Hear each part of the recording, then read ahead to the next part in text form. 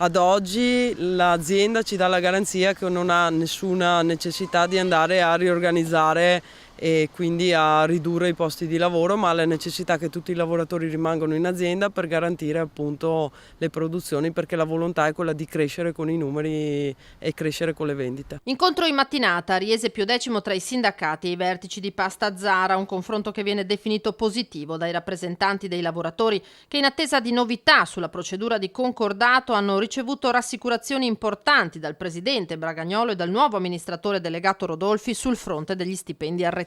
Ad oggi il Tribunale deve ancora dare la conferma alla procedura, che speriamo arrivi la prossima settimana. Oggi ci è stata data l'indicazione che è stato dato un acconto a tutti i lavoratori sulla retribuzione di maggio, quindi un terzo viene accreditato nei prossimi giorni, 2/3 rimangono su giugno, e l'azienda ha detto che ha intenzione di mantenere, cioè le retribuzioni sono la priorità assoluta come l'ordinaria amministrazione. Parole importanti per i lavoratori di Riese e di Muggia, i due stabilimenti interessati dalla procedura di concordato preventivo. Di fronte, ammonisce Pasqualin della CGIL, c'è tuttavia un percorso lungo. Oggi abbiamo chiesto all'azienda che nel momento in cui il Tribunale darà l'ok e nominerà ovviamente il commissario, che ci tengano informati. Dopodiché abbiamo chiesto a breve un incontro con tutte le organizzazioni sindacali, tutte le RSU dei 3 stabilimenti, per coordinarsi e per avere anche un po' idea del piano che svilupperà Pasta Zara con il nuovo amministratore delegato.